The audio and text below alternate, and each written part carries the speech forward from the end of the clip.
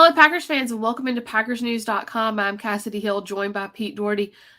Getting ready for a big day here, a big weekend here in Green Bay. Pete, I was able to meander around town a little bit earlier today. We kind of walked through the Titletown district, and fans are pouring in. A good amount of 49ers fans are pouring in. You've covered a lot more of these games than I have. Just what is the stadium, what does the town get like on weekends like this? Yeah, the energy is a little different. The buzz is different for sure because, now it's win or go home. Mm-hmm. So you can feel it. You definitely can feel it. And you'll feel it like when we're, around the stadium tomorrow when we're doing Facebook Live before the game, you'll definitely feel it. Like I said, I saw a good amount of 49ers fans. Their fan base travels really well. That's something, you've always kind of known about their fan base. And Matt LaFleur apparently was on a podcast earlier this week and was imploring Packers fans to not sell their tickets to 49ers fans. From your experience when that team comes here in the past, I mean, how much can their fans sort of come in and mess up home field advantage? I would say in the last 5 years or so, maybe a little longer than that, with all the ticket exchange companies now, and Lambeau being a kind of bucket list destination place, there are definitely more fans for other teams at Packers games than there were, for instance, in the 90s. I mean, it's not even close. Mm-hmm. It used to be just the Bears and the Vikings would have a lot of fans here, and that was about it. Now it's almost every team has a decent number of fans here. And it's just the marketplace, people can make a mint selling those tickets. If you're a season ticket holder, this one game could cover most of your season ticket costs, depending on who it is. So it's a relatively new phenomenon for this place. I haven't really paid super close attention, but I would say it's about the last 5 to maybe 7 or 8 years it's been like this. Yeah, as you said, definitely a bucket list place. And this is the kind of weekends people want to come see these games where it's going to be cold. It's going to be the frozen tundra, chance for snow. It's going to be exciting for sure. They were selling standing room only tickets. I saw no seats, but when it's that cold, you probably don't want to sit down anyways. Not only is it going to be a good game, you've got two teams that are sort of getting healthy at the right time. And as people have started to mention in our comments here, the Packers activated both Za'Darius Smith and Whitney Mercilus for tomorrow's game. Za'Darius Smith, we kind of saw coming. Whitney Mercilus, even though it's been a week, is still a shock to me, Pete. When he tore his bicep in early November, did you think we would see Whitney Mercilus back at outside linebacker at any point this season? Oh, no way. Those injuries seems like they're almost, I'm sure you can do a slight tear and you're not out all that long, but generally speaking, those torn biceps injuries are season enders. There's several month recovery at least.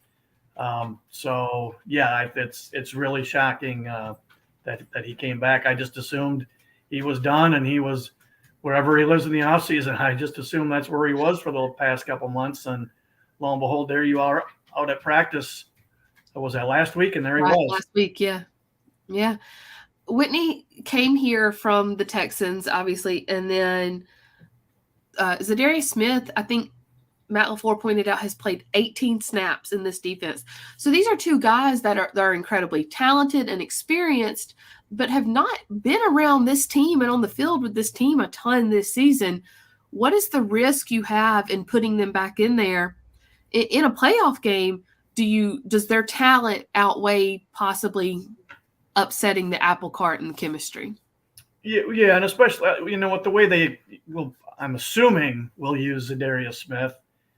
I'm thinking they're just going to put him in there in passing downs. It's going to be obvious passing downs. So it's just go get the quarterback.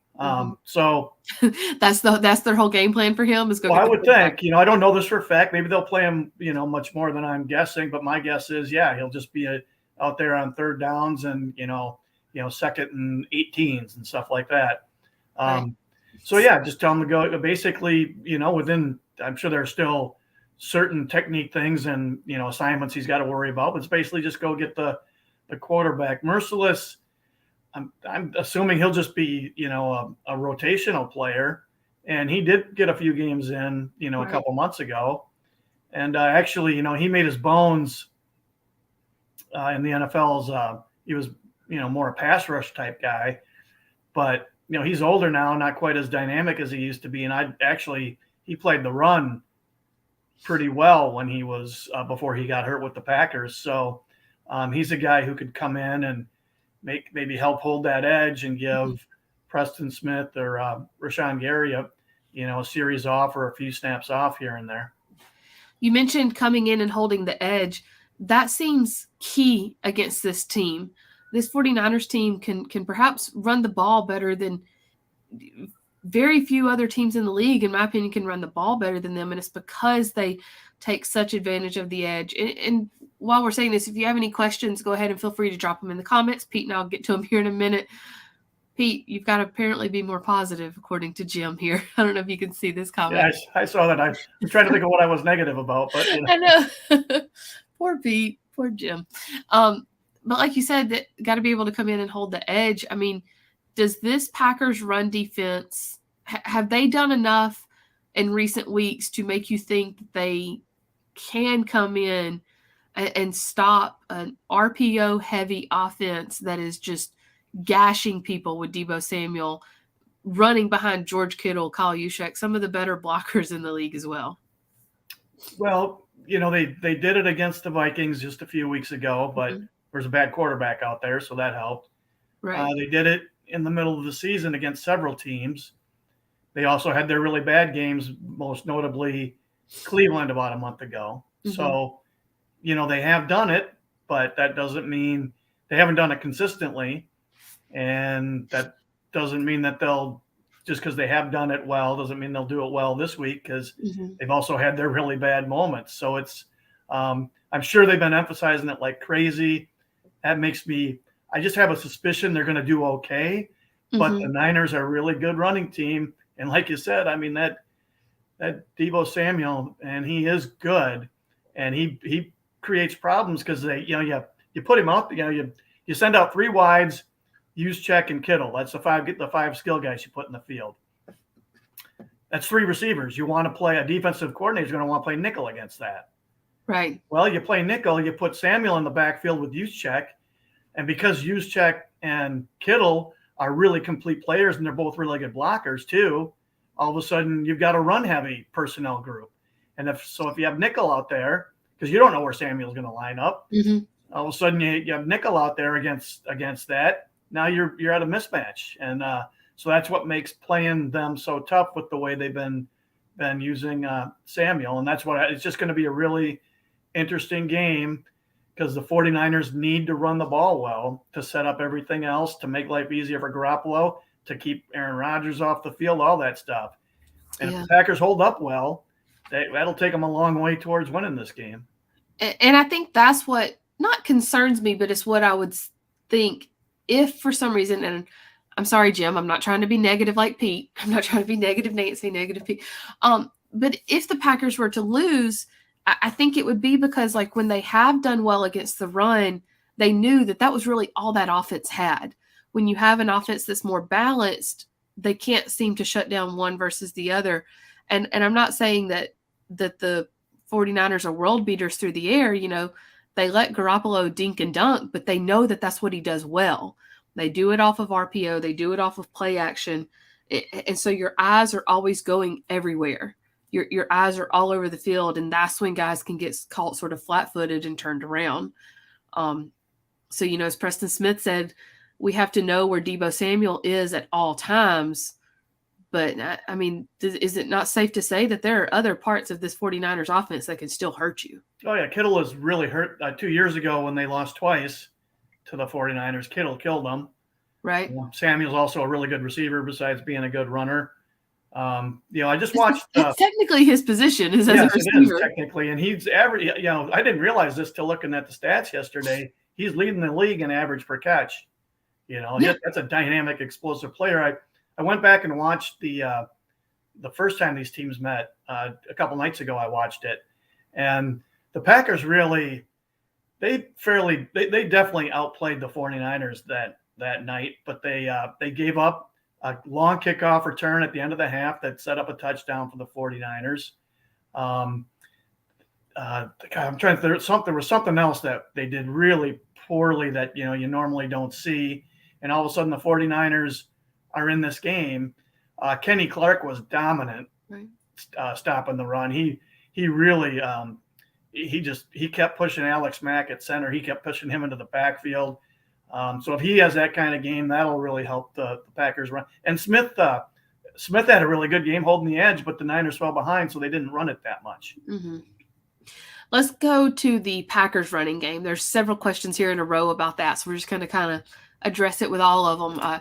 Todd says, what about our running game, the Packers running game, thunder and lightning up the middle? And Linda asks as well, how are the 49ers against the run? The 49ers have Nick Bosa, who has cleared protocol, as Christopher has pointed out, and Fred Warner. So they're strong up front, but the Packers have not only the run game, but Aaron Rodgers as well.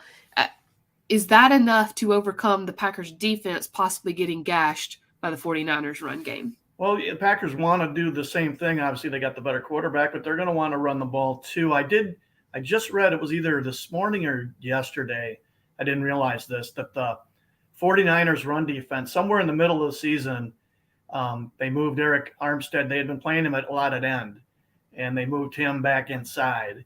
And it's that their run defense has improved a lot since making that move. He's one of their better defensive linemen. He's their second best one, the guy after Bosa. So it sounds like their run defense has improved quite a bit the second half of the season and is better than it was when these teams last played. But the Packers have two really good backs, and I would think we're going to see plenty of them. In fact, I'm thinking we may see both of them on the field at once. In the last game, the Packers didn't show anything. The game before that, they played the most of those two guys together that they had all season. I think it was like 8 snaps, something like that, 8 or 9 snaps. That way you can stretch defenses horizontally. You can set Jones in jet sweep motion going one way, and you can have Dillon run a zone run the other way, and the defense doesn't know whether you're going to hand it off or make the quick bubble screen throw, Jones. So I do wonder if we're going to see more of those two guys on the field together, than we had most of the season, and if it'll be more like it was in their 16th game. Okay. As you mentioned, they want to run the ball. That's obviously the Packers' first choice as well. Doing that allows you to control the clock. As Douglas points out, Packers need to control the clock on offense. Don't give San Francisco a lot of opportunity. Pete, San Francisco, that's how they killed teams this year. That's how they were able to start clawing their way back into this. When they beat the Rams early in the regular season, they doubled up their time of possession.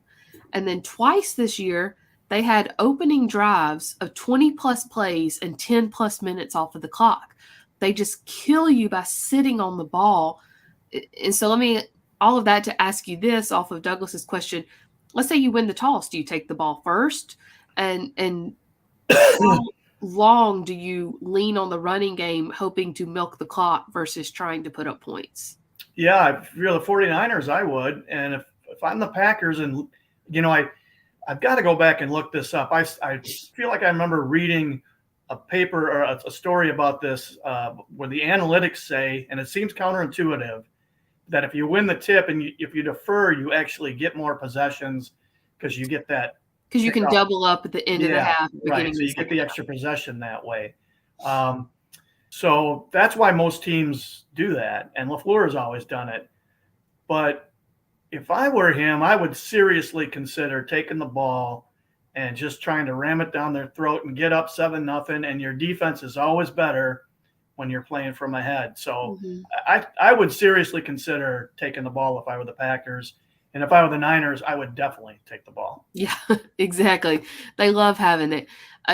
With that in mind, Jerry asks, is it fairly important for Rodgers to get the passing game going early to keep the safeties back to open up the run game instead of vice versa? It's a very good question. Yeah, it cuts both ways, and it could definitely go either way. I think part of it depends on what kind of defenses the Niners come out in.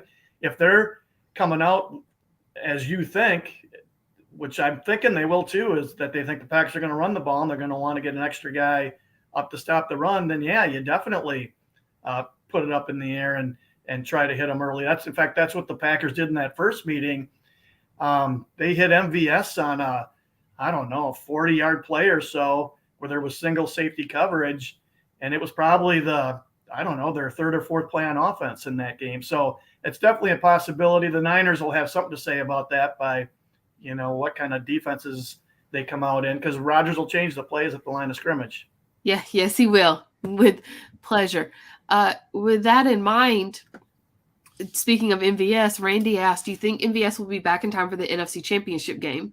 Don't want to get too ahead of ourselves. They still have to win tomorrow to get to the NFC Championship, but with a back injury like he has, do you think that's something he could bounce back from in time to play next week? Yeah, no clue. I just don't know. We don't know what the injury is. He was not in practice all week, it should be noted. Yeah, and the fact that he's doubtful instead of out suggests, it's not really, really bad. So that makes you think that there's at least a chance next week if they're still playing. But it's just taking a wild guess because we just, NFL teams just disclose nothing about injuries during the season, and the Packers haven't said anything about what specifically this injury is. Back, it could be, back could be a lot of different things. That's a very good point. Rich asked, did the Packers have Bosa good thing I don't have to use words for a living. Let's start this sentence over. Did the Packers have a chip on Bosa last time without Bakhtiari in week 3?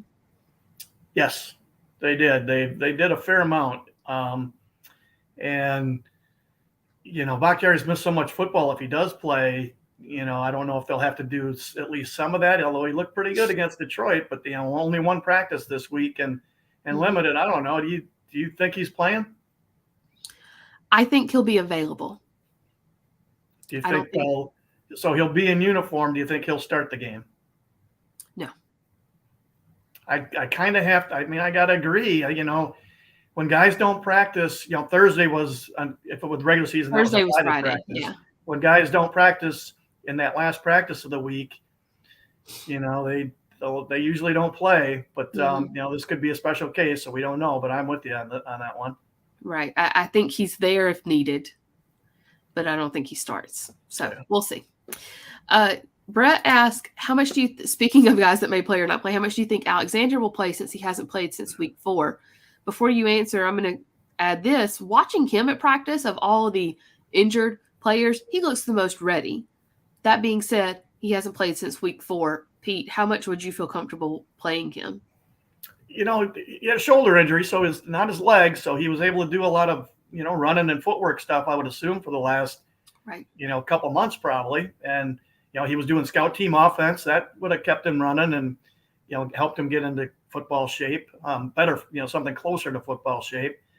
The question with him, I think, is, do you play him in nickel and expose him, because those are running downs, and expose him to all the run defense, because it's almost like lining up at linebacker. He'd have to do more in the run game and expose that shoulder to that.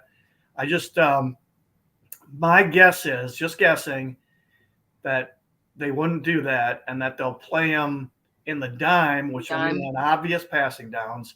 He can play in the slot on those, and they don't have to worry about the run. It would probably, that generally seems to be about 15 or so snaps a game that they're in dime. So if I were betting, I would bet that's how they use him, but maybe they feel really good about him and they'll put him out there on the outside and play Rasul Douglas in the slot, something like that. I think all these things are possibilities, but if I had to rank the guesses in order, I would go with Alexander basically being the cornerback version of Zadarius Smith, just playing on passing downs, and they could put him in the slot and not have to move other guys around then. Mm-hmm. I'm going to come back. We're going to take a couple more questions here. I'm going to come back to Molly's, but because of what you just said, we're going to jump to Caesar's here. Who do you think of the recently activated will contribute the most versus the 49ers? There was a couple recently activated. So if you need me to run down the list, let me know. Yeah. So like, are we including? I'm going to include Jair in that list. Okay. What about Myers and Turner? Myers, Turner, for that matter, Bakhtiari, Zadarius. and Whitney. So if I just guessing, Randall Cobb. I think Myers and Lindsey Turner will Cobb. probably both start, right? I think Myers. See, I don't know, because Lucas Patrick hasn't done necessarily anything, in my opinion, to take him out. Well, they could move it sounds they could move the right guard and take Newman out. Yeah. And Patrick is actually a little bit better guard than he is center. So I mean, you're right. It would not be a shock if they played Patrick and just kept the line that they'd been using. Mm-hmm. I'm guessing they'll go Myers, move Patrick to right guard, and Turner will be the right tackle. I'm just guessing that's the way it's going to go. Yeah. And then if that's the case, those guys will be playing, barring injury, again, 60 some snaps. Mm-hmm. So I guess that would, constitute contributing the most. I know all of these people coming in are saying Randall Cobb.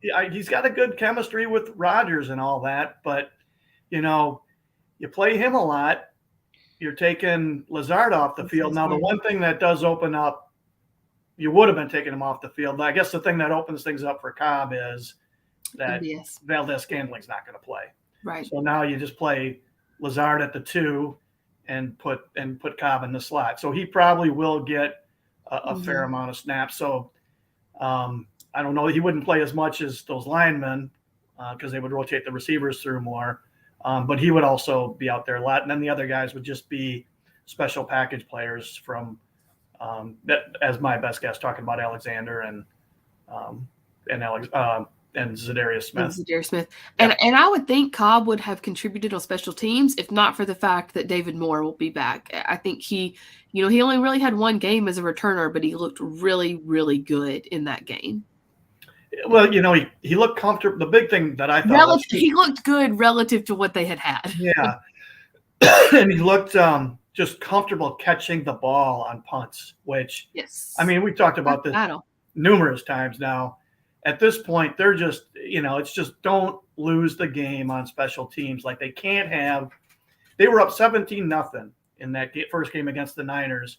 And there was, I think it was just under or just over 2 minutes left in the half. And the Packers, I think they scored, can't remember if it was a field goal or touchdown. And they kick off, boom. 49ers bring it back like 65, 70 yards, sets them up for a short touchdown in the last 2 minutes. So Packers go from being up 17-0 and things going great to 17-7, just like that, because of bad special teams play. Mm-hmm. They just need their special teams, like we've talked earlier, to take the medical oath, right? Do no harm. First, do no harm. Yes. Do no harm. And I do think it's a little ironic that these two teams come in with the guys that Aaron Rodgers said earlier this season are the two best kickers he's ever been around, Mason Crosby and Robbie Gould. Or Robbie Gould, I'm sorry. But those are two kickers that are on two of the worst special teams units in the NFL. Yeah, and I don't know how much I haven't looked at Gould's stats, so I don't know how much of it's been on him. Crosby's been part of the Packers' special team struggles. He's been, neck deep in it.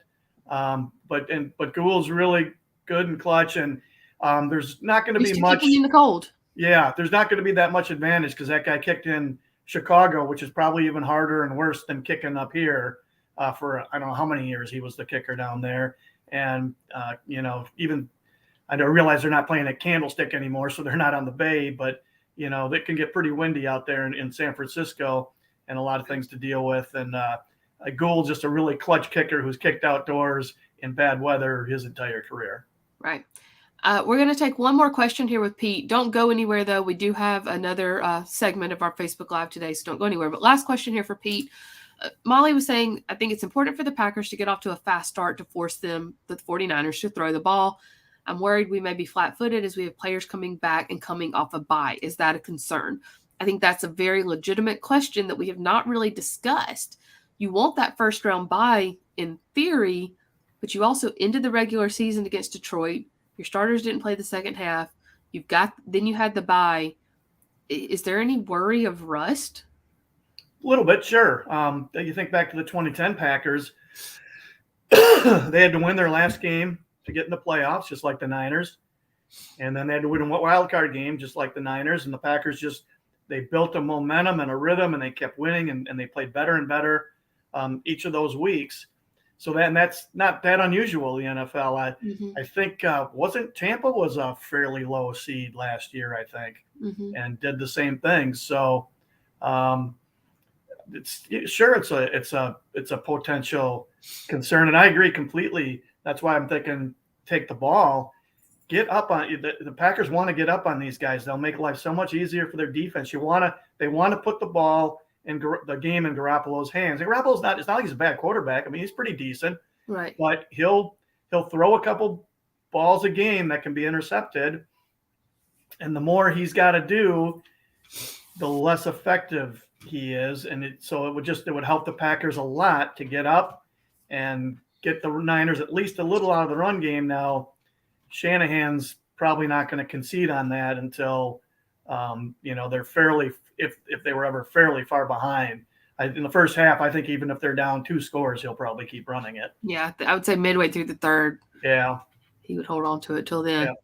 So yeah, I mean, well, I guess we'll know. I would give them the first 2 drives before I would decide if and by then the rest would be knocked off. But I'm interested to see how they come up, and if they do take a different tactic. I asked Matt LaFleur this week, what's something you learned in your first 2 runs as a head coach in the playoffs that would cause you to do something differently this time?